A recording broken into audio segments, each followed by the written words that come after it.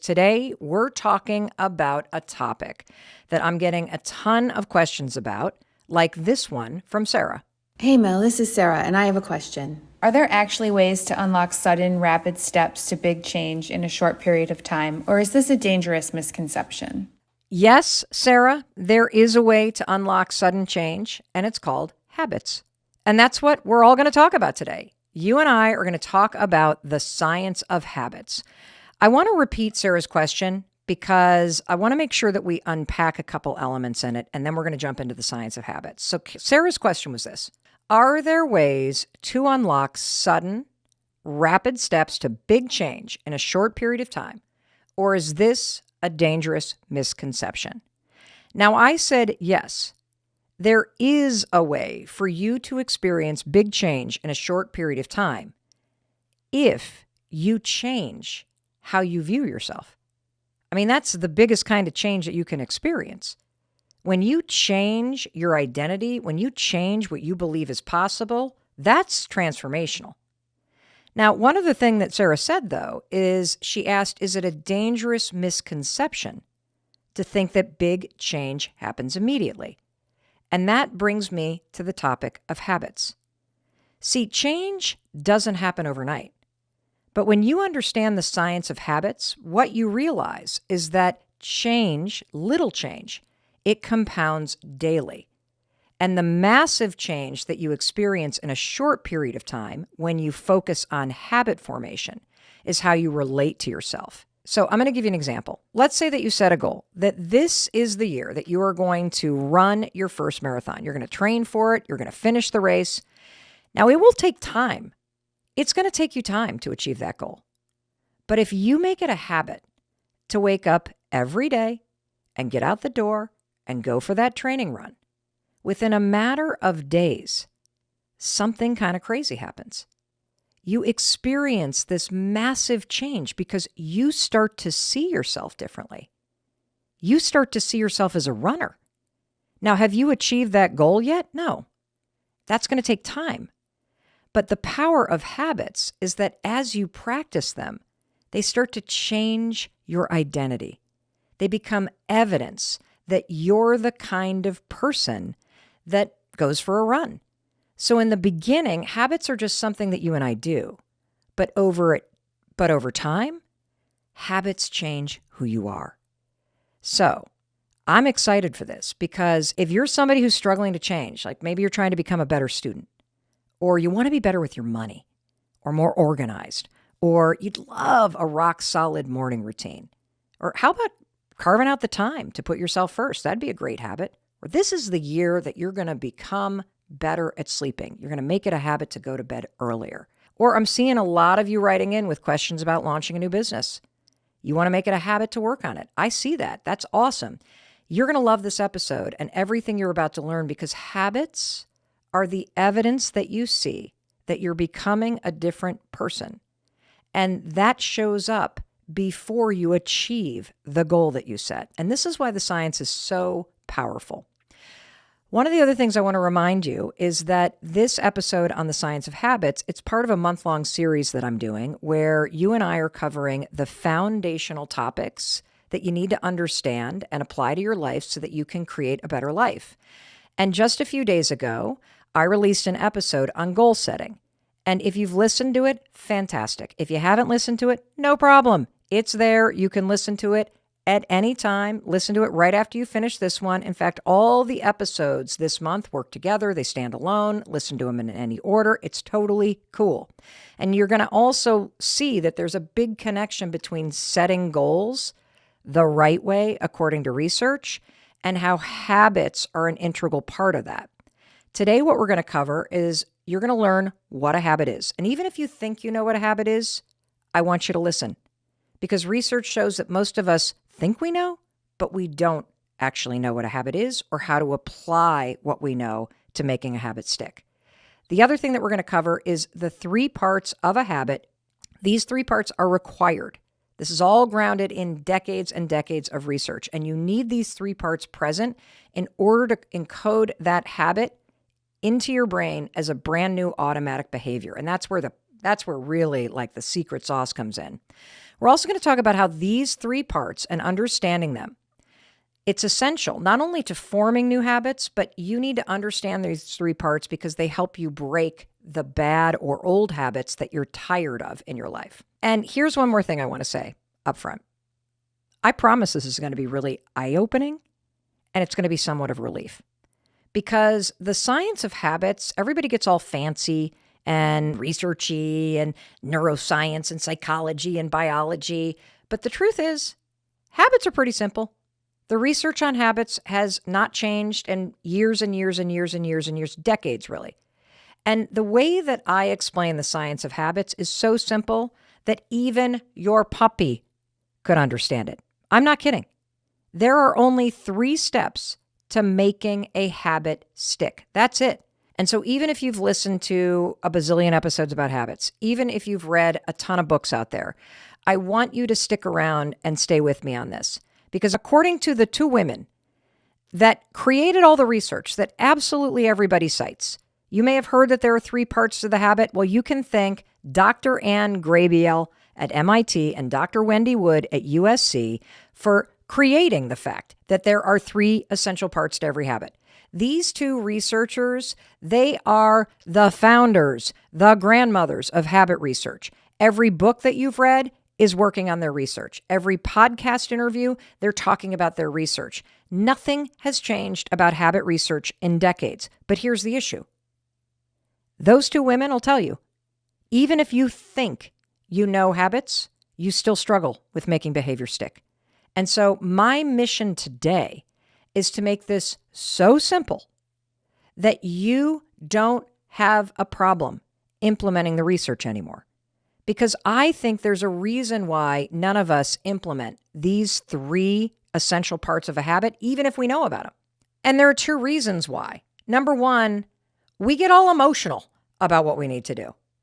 We know the 3 things that make up a habit, and yet we have like feelings and opinions and all that stuff about it. That's number 1. And number 2, we human beings overcomplicate everything. We talk about habits. We think we're so fancy and educated. We can fly to the moon. We can drive in electric cars. We can do all these amazing things. And I think we forget that when it comes to habits, it's just these 3 things. It has nothing to do with your feelings. It has nothing to do with how smart you are. In fact, Dr. Wendy Wood says almost nobody understands what habits are. And so you may know the definition. You may know the 3 things that you're about to learn. But when you are put to the test, are you actually able to make changes and get them to stick? No, not really. So Dr. Wendy Wood has determined that almost everybody gets this wrong, which is why we're going to simplify this. So let's just start with the basics. What is a habit? A habit is something that you do so often that it's automatic. That's it. That's all that a habit is. There's no drama. There's no resistance. There's no feelings involved in it. I like to think about it like a habit is something that you do that you don't even think about. And you certainly don't put up a fight about it, right? Here are some examples of habits in your life. Brushing your teeth, looking over your right shoulder when you're backing up in the car, or if you're in the US, that's what you do. For our fans of the podcast over in the UK, you're probably looking over the left shoulder. You don't even think about that, do you? You got to back up, you just turn and look. You get something to eat when you're hungry, that's a habit. You check email first thing in the morning, that's a habit. When you hear your name, don't you turn your head and look in the direction of it? That's a habit. Why are habits awesome? I'll tell you why habits are awesome. Because when a behavior becomes automatic, there's 0 drama in your life.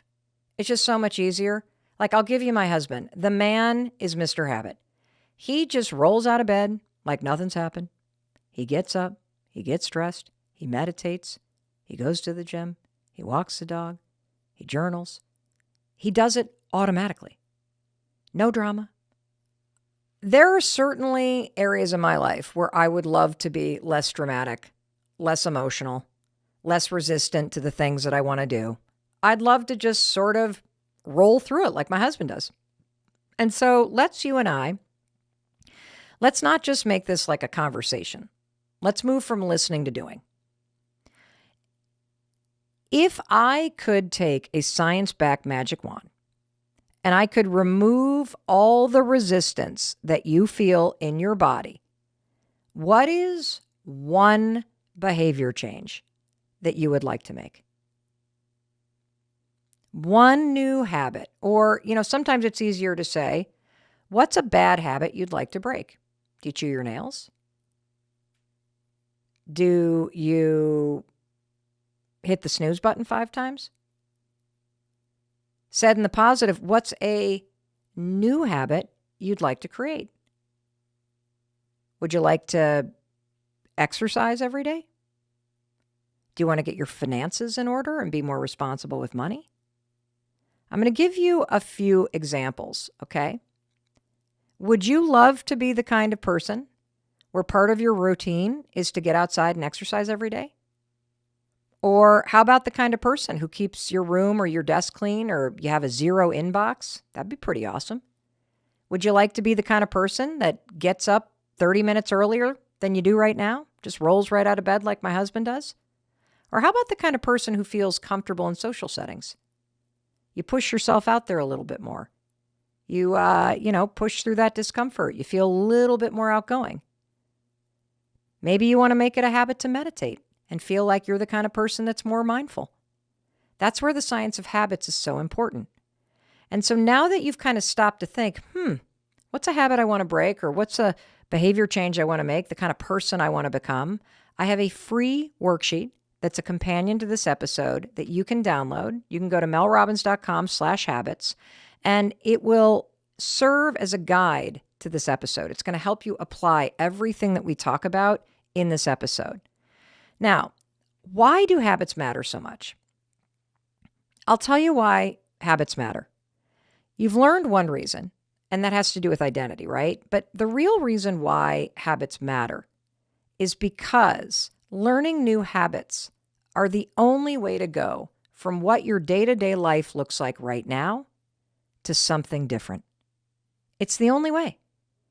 It's the bricks on the pathway to changing your life. That's what habits are. And habits are evidence. Every time that you get out that door and you go for the run, it's evidence that you are becoming a particular type of person. The other reason why habits are so important is because they make your life easier. I mean, I want you to just stop and consider something. Think about how hard it is to be the kind of person who has a habit of hitting the snooze button 4 or 5 times every morning. And then you drag yourself out of bed. That's a habit. And you start your day chronically late. That's a habit. I used to do this. This was the Mel Robbins that you did not know. I was a chronic snooze button hitter. I would drag myself out of bed. By the time I got out of bed, the kids had missed the bus. I started the day behind. It was a nightmare. It was so hard to have that bad habit. And in order to change, I needed to become a different person. I needed to become a person that got up when the alarm rang, that had a morning routine, and that organized my morning so that I would begin the day with a sense of accomplishment. That's what I wanted. Instead of beginning the day like I was behind and I was already failing before I got out of bed. And the gateway to making that change is changing your habits in the morning. When you have habits that support you and your goals and the kind of person you want to become, your life gets easier. And that's why habits truly matter. Sure, you could muscle your way out of bed every morning. You could drag yourself to the gym. You could berate yourself endlessly until you got more motivated and aggressive and vocal at work. But that change is never going to stick. It's never going to become automatic. It's never going to become who you are. Why? Because you're forcing yourself. You're relying on willpower and brute force to push through the bad habits that you have of sleeping in or staying silent or blowing things off or procrastinating. And that's where these 3 steps come in. What I'm going to teach you today doesn't require willpower. You're going to learn how to use science to make new behavior a part of your wiring. This resistance thing, it is so important. And I think we underestimate how much bad habits are in our life and running our lives and how it's making your life harder. So I'm going to give you a simple example of a habit that I currently have so that I can really unpack this resistance thing, okay? So I have a habit of making a cup of coffee every single morning. I love my morning coffee. I do. And it is so automatic, I don't have to think about it. I know how to work the coffee machine. I know how to work the milk foamer. I know exactly where the coffee pods are. I can literally be doing 15 other things while I make a cup of coffee. That's how automatic of a habit it is. It is easy. I don't even think about it. What if I told you that you could make any change in behavior feel as effortless as making a cup of coffee? Wouldn't that be cool? I mean, I don't stand in front of the coffee maker and go, oh, it's raining outside. I don't want any coffee. I don't feel like it today. I'm too tired. I don't want to. No, it's a habit, so I just do it. And I'm saying this because this is what the research says. The research says when you apply the 3 things that you're about to learn to every behavior change, whether it's breaking an old habit or learning a new one, you will make your life easier. Another thing that's important for you to hear is that successful people, based on the research from UPenn, they're not smarter than you. They don't have more willpower than you. You know what they have? They have what Chris has, my husband. They just put in the work to create better habits that make them feel successful and make their life easier. And the more you apply what you're about to learn, the more behavior change you can stack along the way. You can create a chain of behavior change. It's so cool. Just like Chris rolls out of bed and walks into the bathroom and brushes his teeth and doesn't even think about it, and then gets on his exercise clothes, then goes and meditates. Like, that's a chain of behavior. That's a chain of habits. He doesn't even think about it. Because every new habit that you want to create, it's the exact same 3-step process. I am telling you, do not overcomplicate this. Do not think you're fancy.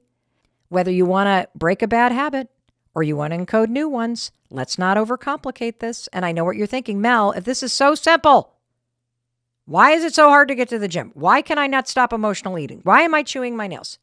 Why is it easy to talk about it but hard to make it stick? Just accept at face value what you're about to learn. You and I learn new behavior the exact same way a new puppy does. And I'm going to prove it to you. Not everything in life needs to be so hard or so complicated. So let's all just take a deep breath, because we're about to make habits easy. And this is why, by the way, the research shows that nobody understands how to apply the research, because we read, oh, it's just these 3 steps. And we're like, no, it can't be. We want to think that we're special, but no, we're not. You are like a puppy. And this is why it's so hard to accept the truth. And you want to know something crazy? So right before I came up here to talk to you about habits, honest to goodness, you know what I was doing? I was standing in my kitchen with my family of 5. And we were in the middle of a dog training session. I'm not making this up. We have a 3-year-old Australian Shepherd named Yolo and a 5-month-old puppy named Homie. And Homie needs new habits. Homie is not going to go from being a puppy to a beautifully trained dog without us training him. You are the same way as Homie. Right now, there are areas of your life where you're doing whatever the hell you want to do, just like my puppy is. And you and I are going to go back to obedience school, back to the basics. That's what habits are about. And as I was sitting there watching this training session with our 2 dogs, I'm thinking, holy smokes, it really is this simple. Yes, there is a way to unlock sudden change, and it's called habits. And that's what we're all going to talk about today. If you're somebody who's struggling to change, like maybe you're trying to become a better student, or you want to be better with your money, or more organized, or you'd love a rock solid morning routine, you're going to